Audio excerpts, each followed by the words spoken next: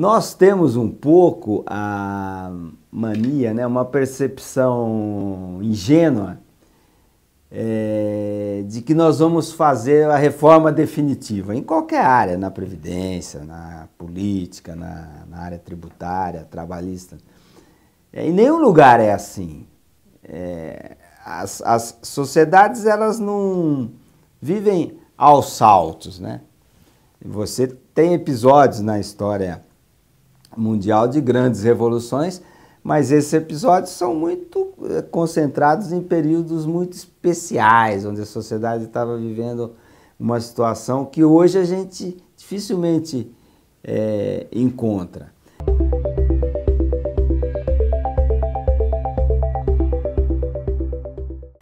Essa visão da reforma revolucionária, que eu chamo, atrapalha um pouco a discussão do que é possível num determinado momento. Nunca o Brasil vai conseguir fazer uma reforma da Previdência que atinja todos os pontos que são necessários para você realmente ter uma Previdência saudável. Mas você avança. Você não vai ter uma reforma política que vá consertar o sistema político do Brasil de uma hora para outra. Mas você tem avanços. Você tem, de uns tempos para cá, você podia fazer showmício em eleição, não pode mais. Você podia distribuir brindes durante uma campanha, não pode mais. Você tem a lei da ficha limpa, você tem a fidelidade partidária. Então, o sistema evoluiu. Só que a discussão no Brasil, principalmente de uns tempos para cá, ficou muito no clima do fla-flu. Então, ou a coisa é espetacular ou não serve. E o que nós precisamos desse momento é exatamente o meio termo. Quer dizer, a reforma nunca vai ser a reforma que o governo quer. Também nunca vai ser a reforma que a oposição quer. Vai ser sempre algo negociado.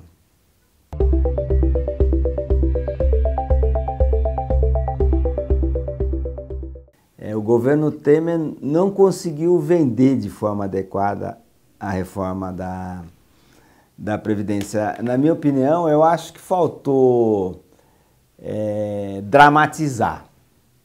Tem uma propaganda nessa área de comunicação, tem a propaganda da Petrobras. Pô, a Petrobras saiu do lodo e está se recuperando com uma velocidade incrível pelos problemas que ela tem. E a propaganda da Petrobras, a publicidade, o comercial, foi incapaz de falar o que a Petrobras fez até agora. Estamos no novo caminho, uma nova direção. É até um filme bonito, mas que ele não coloca para a opinião pública o que aconteceu de fantástico em pouquíssimo tempo numa estatal daquele tamanho.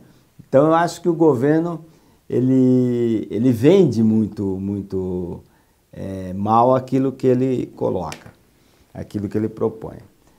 E outro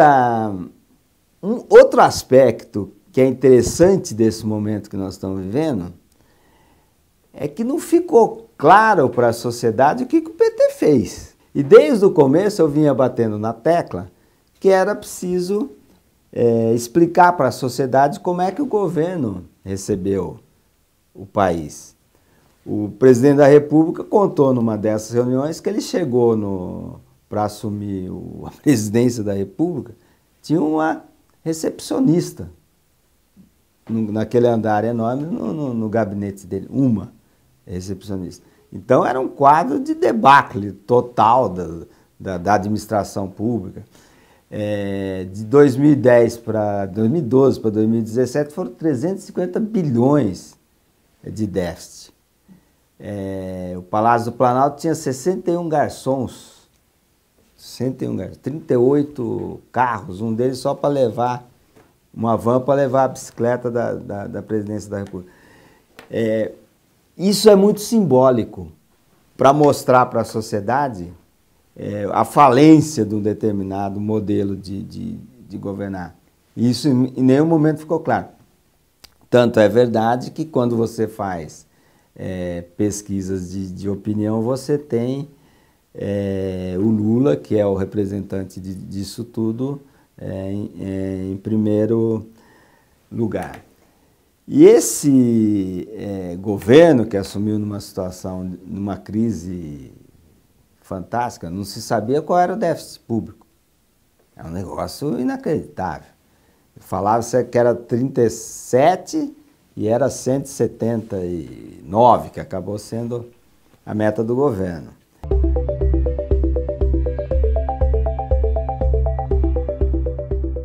Não é por aí, você tem que ter um formato institucional melhor do que a gente tem para você acabar com as aberrações, né? Primeiro precisa acabar com as aberrações, depois ir paulatinamente melhorando o sistema.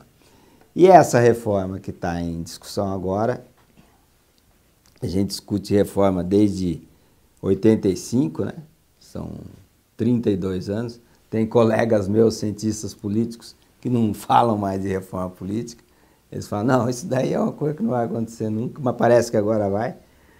Essa reforma fala da cláusula de barreira, porque não tem sentido você ter 28 partidos, no menos sentido ainda você ter tempo para cada um desses partidos em cadeia nacional de rádio e TV. Isso é uma aberração completa. Você vai ter a proibição de coligações nas eleições proporcionais, que também não tem nenhum sentido. Em cada lugar os partidos se coligam da maneira que é mais interessante do ponto de vista municipal, regional ou estadual. Você vai ter um fundo de campanha, está se falando entre 3,5 bilhões e 6 bilhões, que eu acho que se isso impedir essa relação nefasta que existe entre as empresas e o poder público, eu acho que está barato. É ótimo se isso daí coibir essa relação. Só a brincadeirinha da Petrobras lá deu 12, 14 vezes mais que esse valor, e fala-se no distritão, que eu não vejo com muita simpatia, porque o distritão seria uma forma de você fazer com que o Congresso não mude muito e dê um valor muito grande ao dinheiro na eleição, sem o fortalecimento partidário, que é fundamental para que a democracia se desenvolva nos moldes dos países mais desenvolvidos. Então eu sou muito simpático à ideia do voto distrital misto, aquele modelo alemão aí que vem sendo muito discutido.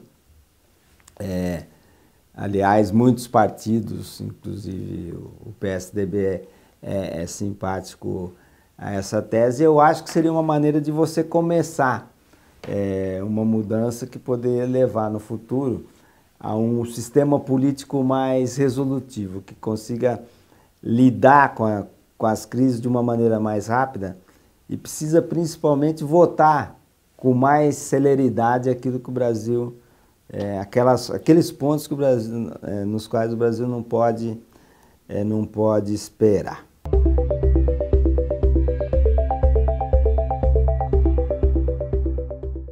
E se o governo conseguisse explicar para a sociedade a questão da Previdência, você tem que vender que essa reforma é o fim dos privilégios. O outro lado, a esquerda, conseguiu passar para a sociedade que isso vai prejudicar o pobre.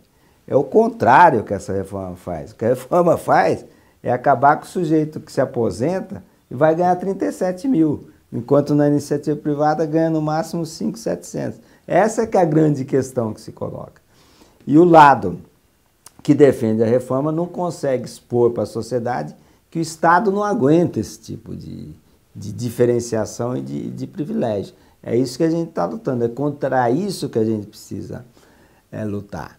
Você teve recentemente aquela pesquisa do Datafolha, que fala sobre a direita e a esquerda.